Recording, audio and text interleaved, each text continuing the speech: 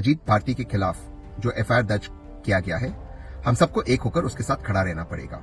गालीबाज अजीत भारती ने नगीना सांसद चंद्रशेखर आजाद जी को अपशब्द बोले, तो इसका भी कानूनी इलाज होना चाहिए। अजीत भारती के दलितों को लेकर दिए गए बयान और उसके बाद दर्ज हुई एफआईआर पर सोशल मीडिया दो हिस्सों में बंट गया है।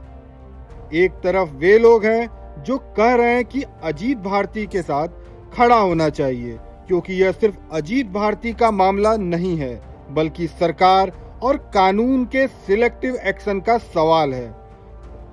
वहीं दूसरी तरफ वे लोग हैं जो कह रहे हैं कि अजीत भारती ने दलितों को लेकर आपत्तिजनक टिप्पणी की, चंद्रशेखर आजाद पर अपशब्द बोले, इसलिए SC/ST एक्ट के तहत केस दर्ज करना पूरी तरह सही है।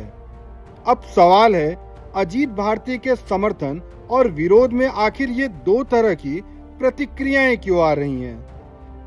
तहसीन पूनावाला ने कहा, आप अजीत भारती से सहमत हो या असहमत, लेकिन कानून का इस्तेमाल सबके लिए बराबर होना चाहिए। सुनिए वो क्या कह रहे हैं। जय हिंद, जय भारत। मैं हूं तहसीन पूनावाला, टीम भारत से। अजीत भारती के खिलाफ जो एफआईआर दर्ज किया गया है, हम सबको एक होकर उसके साथ खड़ा रहना पड़ेगा। अब एक बात साफ तौर से दिख रही है कि सरकार और विपक्ष एक हो गए, मैच फिक्सिंग कर रहे हैं। सिविल सोसाइटी के जो लोग प्रदर्शन करना चाहते, चाहे मेरे जैसे लोग जो अधिकतर सरकार के खिलाफ है, या जीसी स्टूडेंट्स है जो अधिकतर सरकार के साथ है, सरकार चाहती नहीं कि वो सड़क पे उतरे। हाँ, टोकनिज्म के लिए उन लोगों को परमिशन दिया जाता है जो सरकार की मदद करते हैं, और उस परमिशन के बदले जब वो लोग पुलिस पर अटैक करते हैं, पुलिस पर हमला करते हैं, पुलिस को घायल करते हैं, उन पर एफआईआर भी नहीं होता। और राजस्थान में उन पर अटैक होता है उस दिन जब जीसी स्टूडेंट्स प्रोटेस्ट करते हैं जंतर मंतर पे, ताकि मीडिया अटेंशन डाइवर्ट हो जाए। ये सारी चीजें, ये सारा खेल हमें समझ में आ रहा है। बहरहाल, आप अजीत से इत्तेफाक रखो या ना रखो, मैं उसके बहुत अच्छी बातों से इत्तेफाक नहीं रखता हूं, लेकिन अजीत के साथ खड़ा रहना हमारा इस वक्त कर्तव्य बनता है, फर्ज बनता है। सरकार और विपक्ष क्या कर रही है? सारी रात पार्टी करते हैं, एक दूसरे को सुबह उठकर गाली देते पार्लियामेंट में, ताकि पार्लियामेंट ना चले, अकाउंटेबिलिटी तय ना हो। और जो मुद्दे हम चाहते कि उठे, चाहे हमारे E20 के मुद्दे या रिजर्वेशन को लेकर जो बातचीत होनी चाहिए उनके मुद्दे, या अन्य मुद्दे, शिक्षा को लेकर, उसका पार्लियामेंट में, संसद में कोई चर्चा नहीं होती। मैच फिक्सिंग के तहत एक दूसरे को गाली दिया जाता है और उसके बाद इन मुद्दों को भुलाया जाता है, और विपक्ष सरकार की मदद कर रही है। और ये जो एफआईआर हुआ अजीत पर, अगर आज हम अजीत के साथ खड़े नहीं रहेंगे तो कल ये हम पर होगा। इसलिए मैं आप सबको रिक्वेस्ट कर रहा हूं कि अब समय आ चुका है कि हमें सड़क पर उतरना होगा, सरकार को हिलाना होगा और विपक्ष को भी हिलाना होगा। मैं हूं तहसीन पूनावाला, मैं अजीत के साथ खड़ा हूं। तो एफआईआर से उसे टारगेट किया गया, ये गलत है। मैं हूं तहसीन पूनावाला, जय हिंद, जय भारत। यानी उनके मुताबिक मामला सिर्फ अजीत भारती के बयान का नहीं है, मामला कानून के सेलेक्टिव इस्तेमाल का है। उनका सवाल है, अगर पुलिस और कानून सबके लिए बराबर है तो कार्रवाई भी बराबर क्यों नहीं दिखती? वहीं दूसरी तरफ अजीत भारती के आलोचक बिल्कुल अलग तरह की बात कर रहे हैं। उनका कहना है कि अजीत भारती ने दलितों को लेकर टिप्पणी की और चंद्रशेखर आजाद पर अपशब्दों का इस्तेमाल किया, इसलिए SC/ST एक्ट की विभिन्न धाराओं के तहत केस दर्ज होना पूरी तरह उचित है। सुनिए वो क्या कह रहे हैं।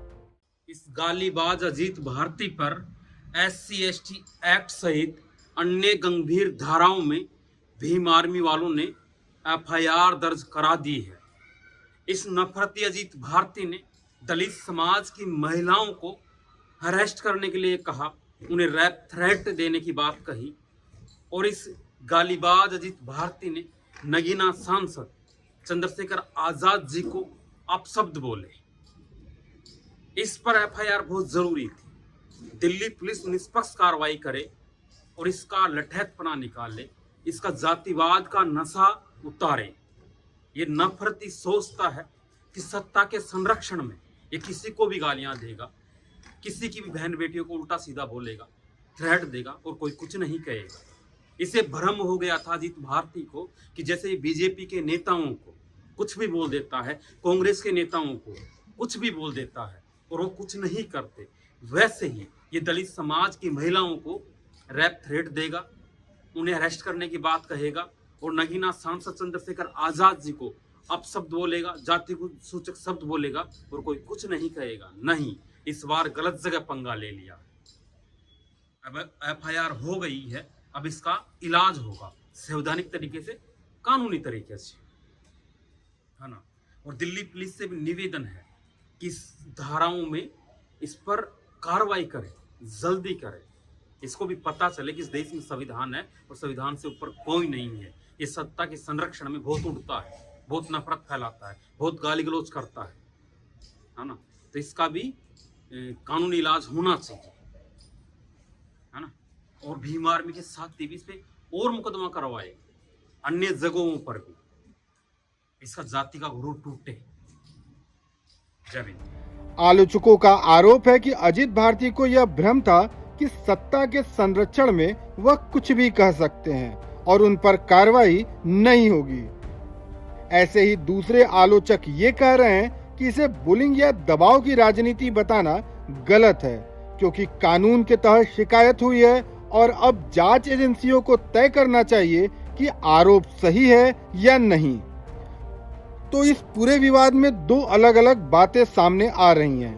पहला पक्ष कह रहा है अजीत भारती के साथ खड़ा होना चाहिए, क्योंकि यह सिलेक्टिव एक्शन और कानून के दोहरे मापदंड का मामला है।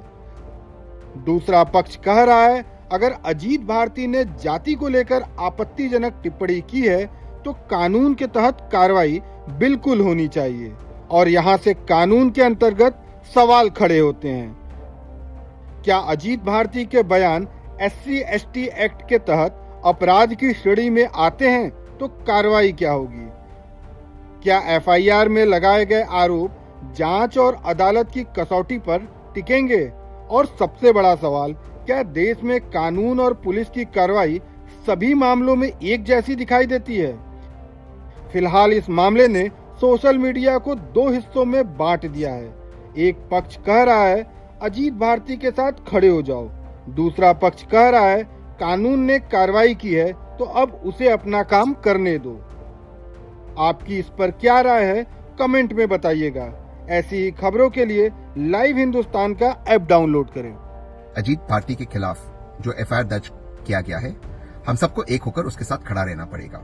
गालीबाज अजीत भारती ने नगीना सांसद चंद्रशेखर आजाद जी को अपशब्द बोले, तो इसका भी कानूनी इलाज होना चाहिए।